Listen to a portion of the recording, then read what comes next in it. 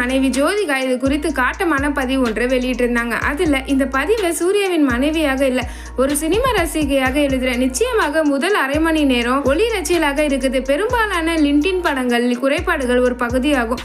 இது மிகவும் நியாயமானது. முதல் அரை மணி நேரம் மட்டும்தான் படம் அப்படி இருக்குது. மொத்தம் 3 மணி நேரமும் படம் அப்படி இல்லை. கேமரா வேலைப்பாடுகள் தமிழ் சினிமாவில் இதுவரை பார்க்காததாக இருந்துச்சு.